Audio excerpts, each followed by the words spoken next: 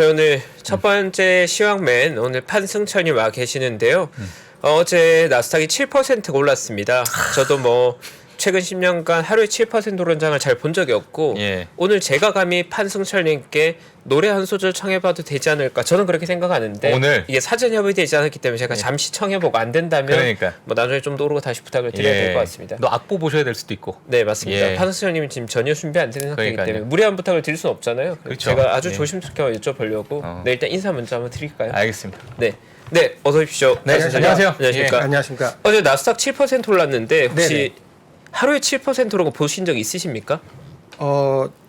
거의 없는 것 같은데요. 저도 6% 빠지는 건 본 기억이 나는데 네. 그 코로나 때 어. 하루에 7% 오른 기억이 저는 안 나더라고요. 그래서 없는 제가 것 같아요. 7이라는 숫자를 정말 좋아하거든요. 네네. 그래서 제가 기분이 좋아서 노래 한 소절 짧게 청하고 싶은데 가능하실까요? 그건 힘들 것 같아요. 알겠습니다. 네, 바로 거절 나왔고요. 그러면 시황 뉴스 바로 가겠습니다.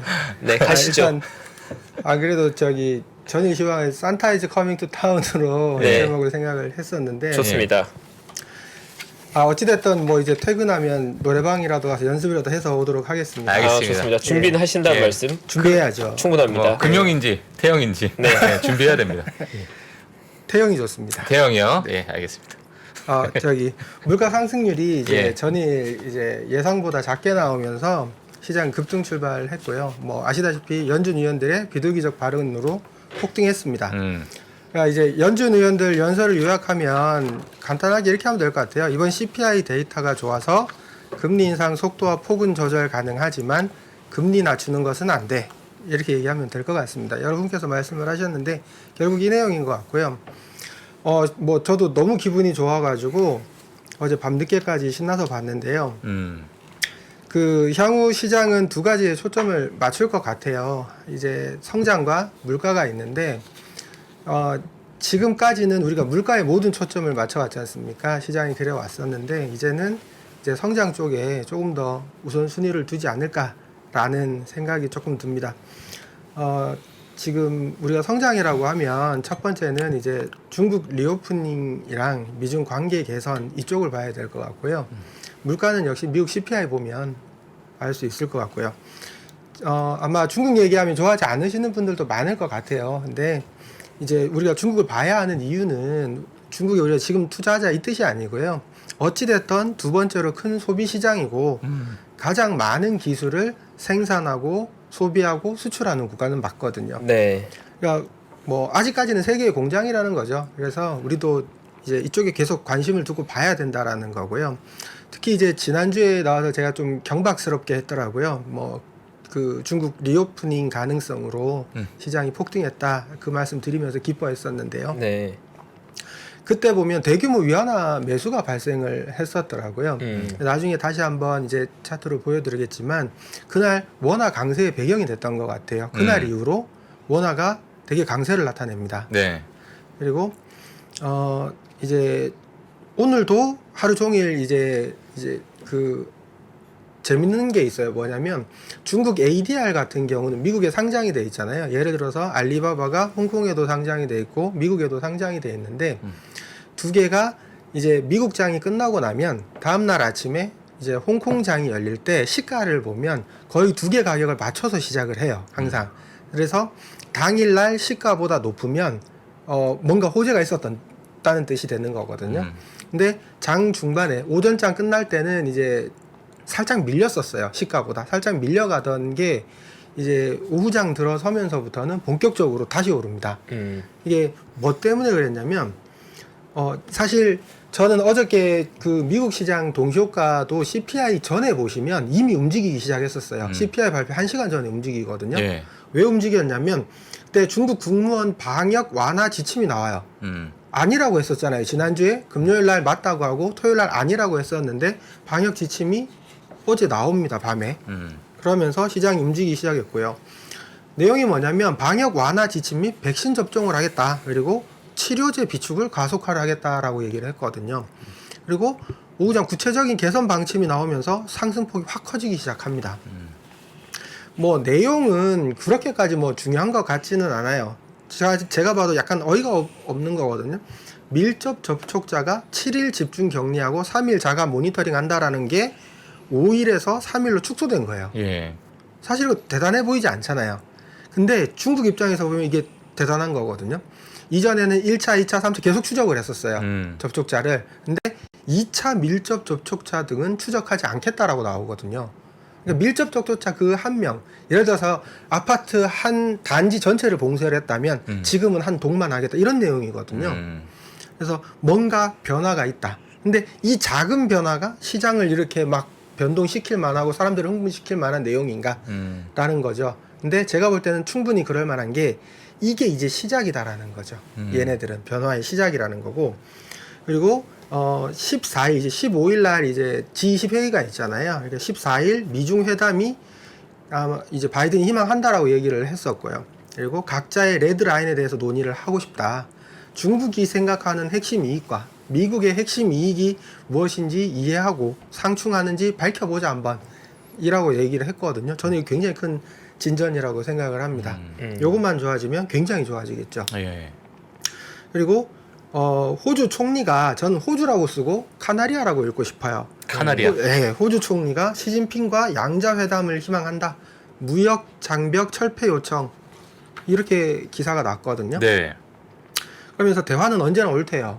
저도 그렇게 생각을 합니다. 이제 뭔가 굉장히 뭐 전쟁도 약간 뭐 헤르손 탈환하고 뭐 좀 끝나가는 기미도 보이고 대화도 하게 되고 물가도 잡혀가는 점점 좋은 쪽으로 가지 않나라는 생각이 좀 들어서 네. 굉장히 기분이 좋습니다. 그리고 두 번째 이제 역시 물가 쪽은 미국 CPI를 봐야 되는데요. 네.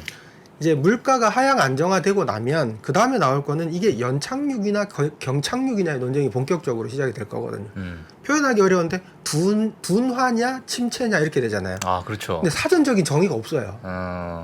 적당히면 둔하고 그렇죠. 많이 깨지면 침체인데 예. 그럼 적당히를 GDP 마이너스가 안 나면 되는 거냐 이게 둔화냐 그건 제 개인적으로 좀 이렇게 정의를 하기로 결심을 했어요. GDP 마이너스만 안 나면 둔화로 보자. 예. 물론 다른 게 있겠죠. 근데 이제 어찌됐든 논쟁 결과보다는 내 종목이 그때까지 버틸 수 있을지 저는 이게 더 중요하다라는 생각은 듭니다. 네. 알겠습니다. 일단 뭐 어제 체크 안 할 수 없는 게 CPI가 일단 시장의 예상보다는 상당히 하향됐잖아요. CPI 좀 내용 어떻게 우리가 봐야 될까요? 예, CPI 뭐 하루 종일 지금 말씀을 다 듣고 구체적인 내용도 대부분 파악을 하셨을 텐데 네. 말씀하신 대로 안 할 수가 없으니까 확인은 해야죠. 화면 한번 같이 보시면요. 10월 MOM으로 0.4% 상승이 나왔고요. 이 0.4%가 되게 중요한 숫자입니다. 그리고 YOY로는 7.7% 상승이 나왔는데요. 제가 요거 빨간색으로 표시해 놓은 게 에너지입니다. 네. 에너지가 10월 달에 1.8% 올랐어요, 오히려. 이게 뭐 때문이냐라고 생각하냐면 저는 중국 리오프닝 가능성 때문이라고 생각해요. 그 얘기 나오면서 구리와 원자재가 올랐고요. 오늘도 지금 시장 선물 보시면 구리와 유가가 오르는 거 보실 수 있으실 겁니다. 네. 그리고 밑에 빨간색이 쉘터입니다. 제가 저번에 한번 되게 뭐라고 욕을 먹고 있다라는 거를 전해드렸었죠. 제가 했다고 하면 안 되니까 네, 전해드렸었죠. 예. 그랬더니 이것도 올랐어요. 0.8. 여전히 상승세를 유지는 하고 있습니다. 근데 이 보시면 월별 모든 항목 증가의 절반 이상을 쉘터가 기여를 했거든요. 보면. 근데 빠졌다는 거죠. 보시면 에너지 지수 1.8% 상승 그 외 다 하락인데 예. 푸드 보시면 푸드가 쭉 0.8, 0.8, 0.6 오르기는 했지만 네. 상승률이 둔화되기 시작했죠. 그렇죠. 그리고 뉴 비클스 보시면 0.8, 0.7, 0.4 하락하기 시작합니다. 상승률이 둔화되기 시작합니다. 네. 그리고 어펠 의류도 하락하고요. 하락률이 점점 커지고 있고 예. 중고차가 또 엄청 예, 중고차가 굉장히 많이 예. 빠졌습니다. 그리고 의료 서비스도 보면 하락 전환했습니다. 드디어 서비스 부분도 하락하기 시작했다라는 거죠.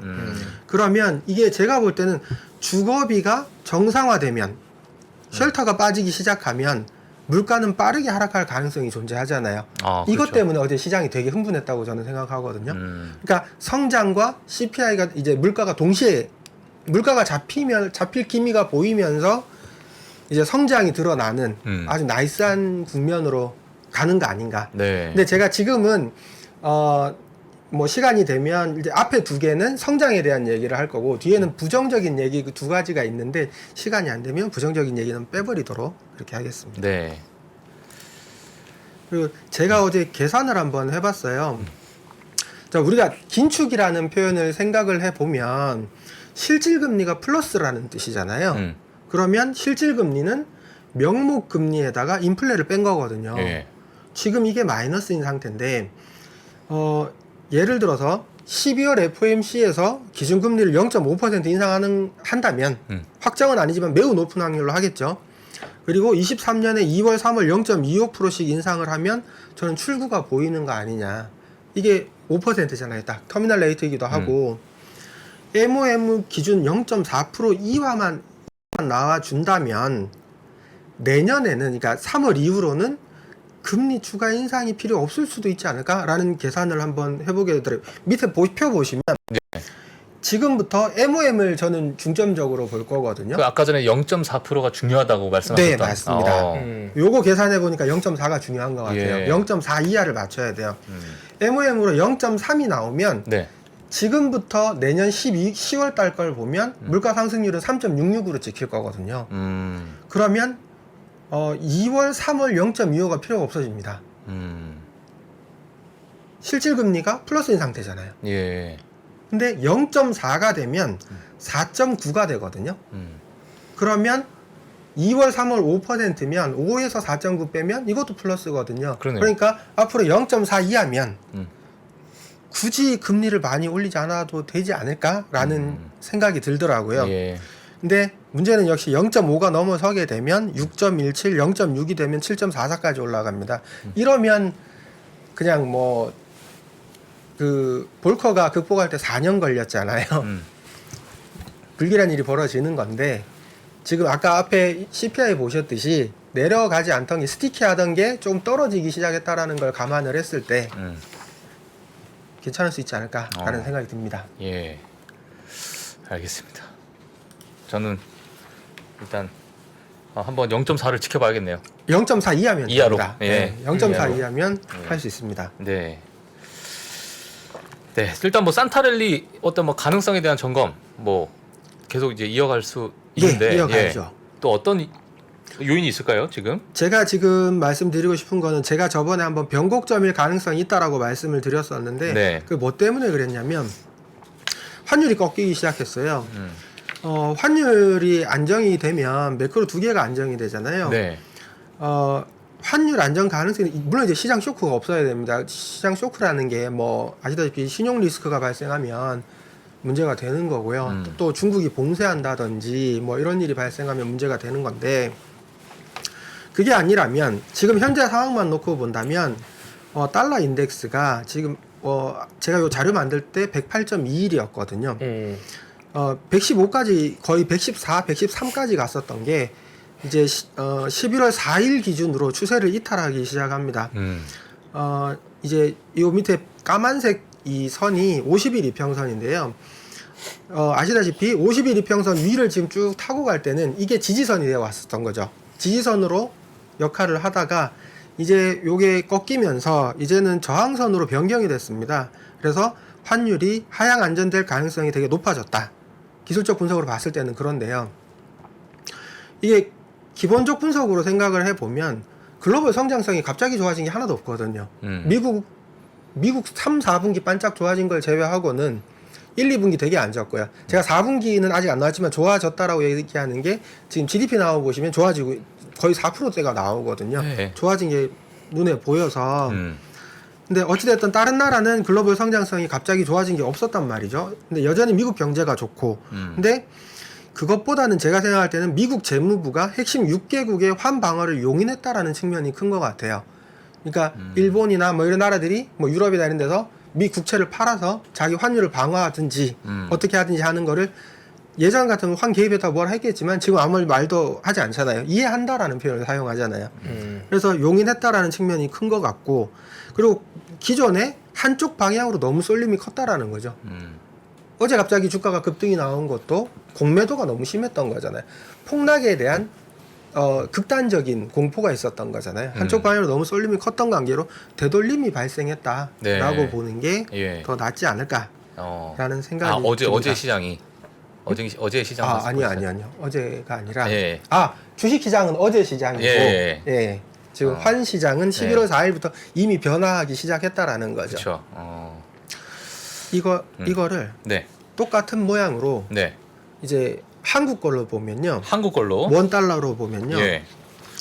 원 달러 환율이 똑같습니다. 11월 4일을 1142원을 하향 이탈하면서 추세를 이탈하거든요. 동그라미로 제가 표시를 해놨는데 갑자기 벌어졌어요. 11월 11일 120일 이평선도 하향 이탈하면서 9월 이전 환율로 복귀를 하거든요. 오늘 예. 환율이 예. 120일선도 깼어요. 예.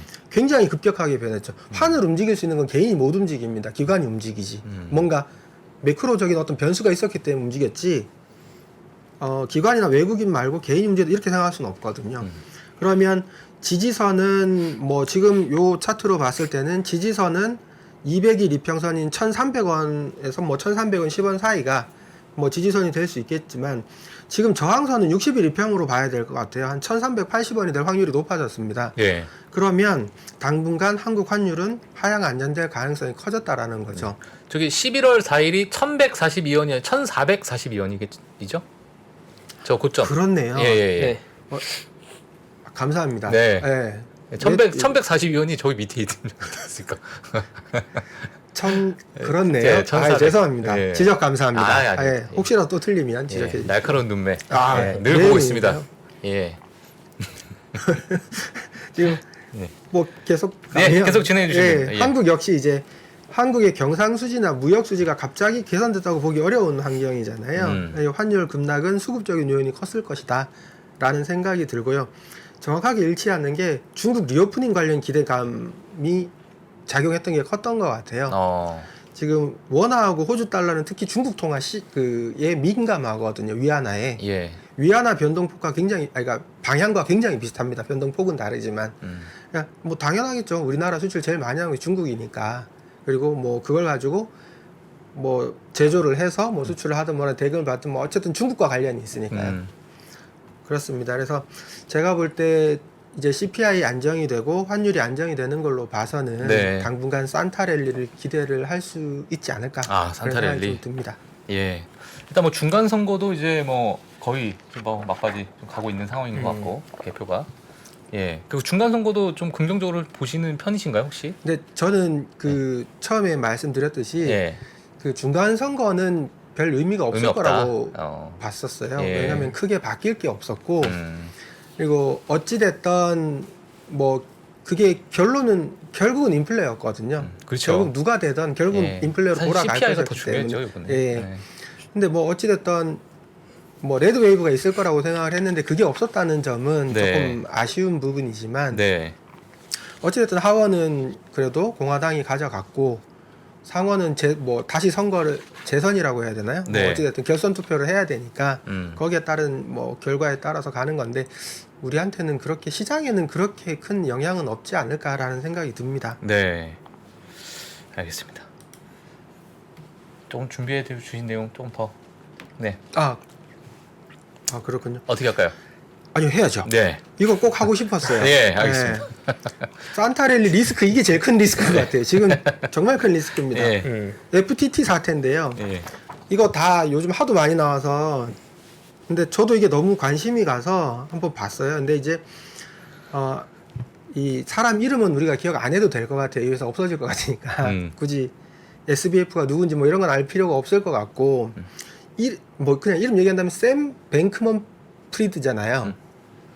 누가 댓글에 그렇게 썼다. 샘 뱅크런 프리드라고 썼더라고요. 기발한 것 같아요. 예. 아마 없어질 것 같고 예.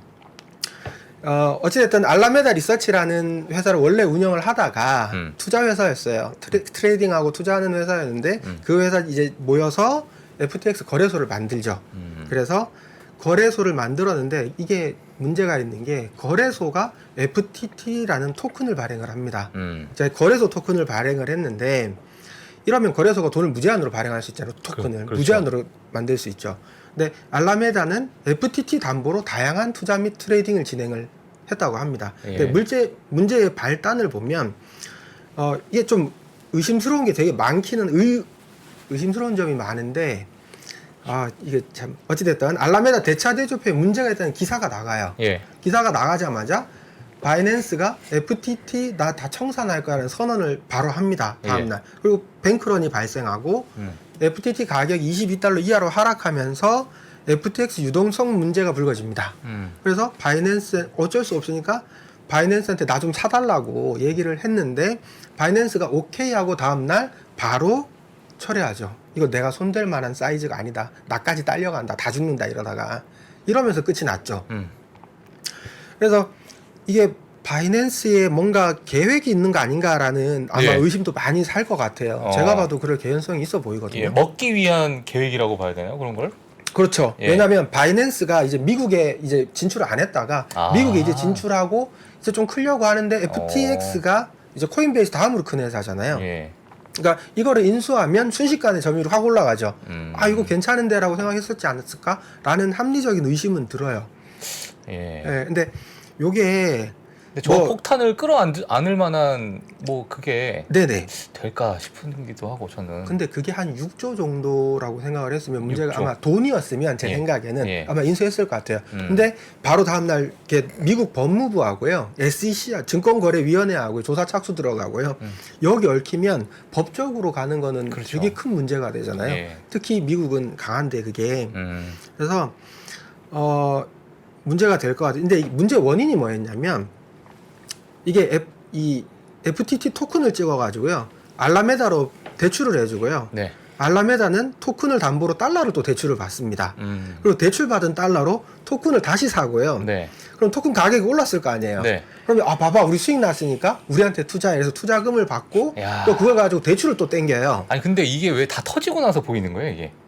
그죠? 근데 문제는 예. 이게 굉장히 유망한 사업이 대부분 코인판이 다 우리 눈앞에 다 이렇게 됐었던 거잖아요. 흘러가고 있을 거 아니에요, 네. 지금도. 지금도 그런 데가 있을 거예요, 분명히. 예. 그게 무서운 거예요, 지금.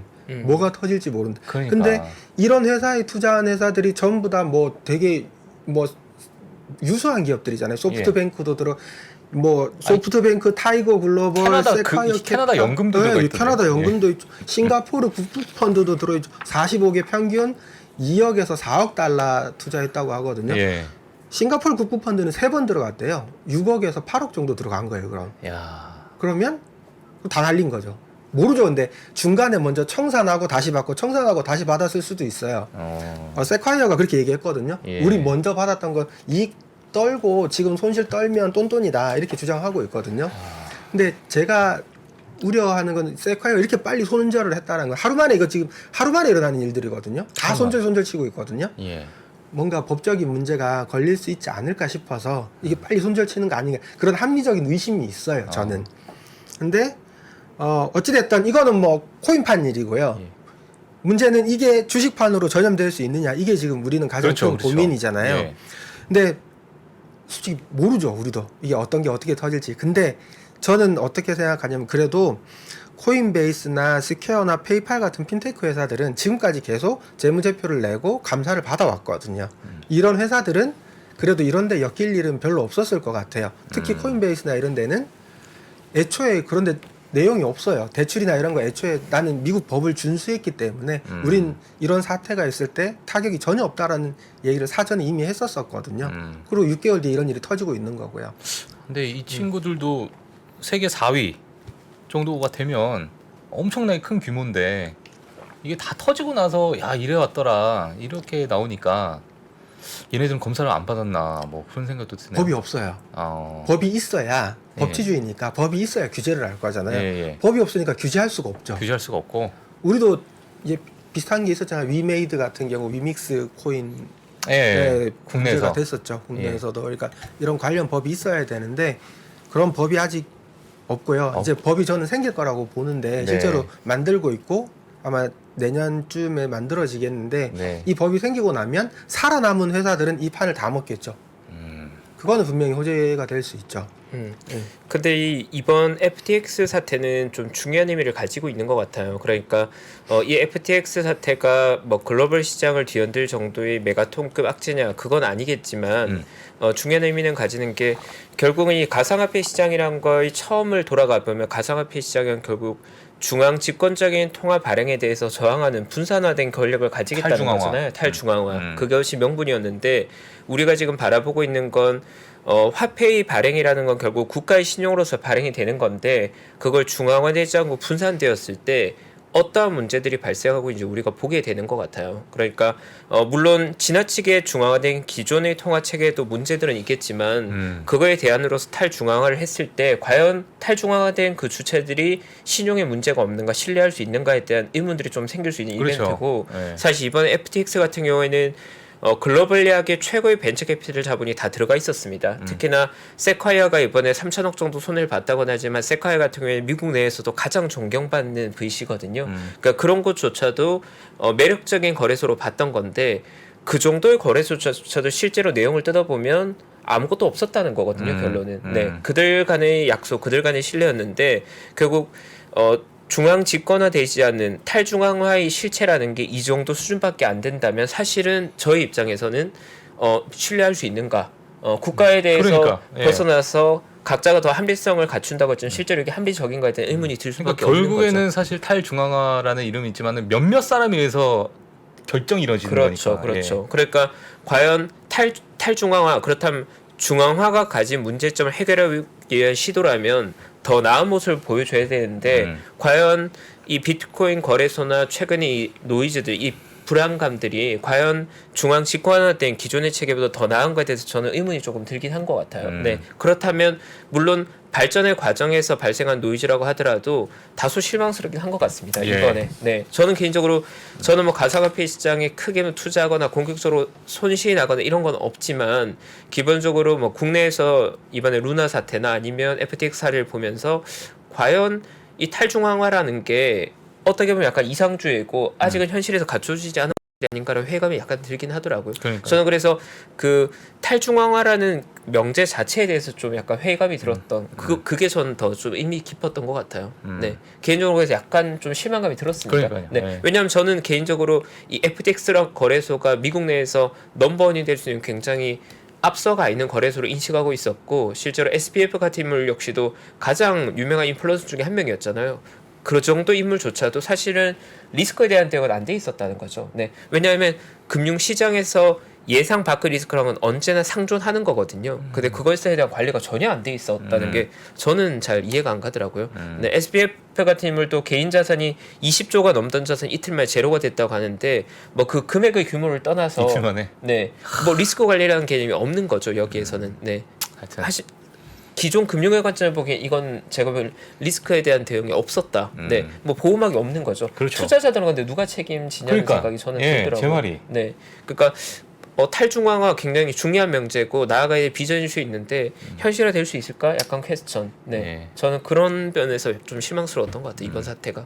네, 저도 실망스러운데요. 근데 더 실망스러운 거는요. 지금 FTT 토큰이요. 어제 2달러까지 떨어졌다가 지금 제가 아까 들어오기 전에 보니까 3.8달러 250% 이상 올랐어요. 망해가는데 어떻게 오를 수 있지? 그러니까 이게 뭐 그게 참 어려운 것 이게 같습니다. 예. 화폐라는 단어를 붙이면 안 돼. 제가 볼 때는. 그렇죠. 네. 뒤에다가 네. 이거 화폐가 아니죠, 사실. 뭐 몇 시간 만에 갑자기 내가 갖고 있던 게 50%가 올라가 있고. 예. 그렇죠. 자, 그게 참 그렇습니다. 예. FTX 사태는 이번에 저는 좀 머리가 좀 복잡해진 사건이었어요. 네. 그러니까 이 가상화폐에 대한 좀 그래도 청사진 좀 갖고 계셨던 분들은 이번 좀 많이 머리 아프실 것 같아요, 저번에. 맞습니다. 사실. 예. 알겠습니다. 자, 시간이 또 이렇게 불금 또 9시 50분까지 또 꾸며주신 예. 저희 미래에셋증권 자 이상원 선임 매니저님 다음 주에 뵙도록 하겠습니다. 예, 다음 주에 뵙겠습니다. 예, 감사합니다. 네, 감사합니다. 감사합니다. 저희 3프로TV가 우리나라에서 가장 많은 데이터를 분석하는 송기령 부사장과 함께 미래대학 강의를 선보인 지가 벌써 1년이 지났습니다. 대기업의 임원진들과 기관의 큰 프로젝트로만 제공되던 깊이 있는 통찰을 최초로 온라인을 통해서 공개했었는데요. 여러분들이 보내주신 다양한 피드백을 바탕으로 한층 더 업그레이드해서 다시 돌아왔습니다. 3프로TV 미래대학 확장판. 현상은 벌어진 거고 함의는 그 안에 들어있는 이유란 말이죠. 예측 그러셨는데요. 예측이 아니라 이해입니다. 그렇게 가게 돼 있어요. 누구보다 먼저 사회 변화를 포착하고 자신만의 전략을 수립하시는 귀한 시간이 되실 겁니다. 11월 7일까지 구매하시는 모든 분들께는 송기령 부사장과 함께하는 토크 콘서트 참석의 기회를 드리겠습니다. 영상 하단의 링크를 클릭하시거나 네이버에서 3프로TV를 검색해 주세요.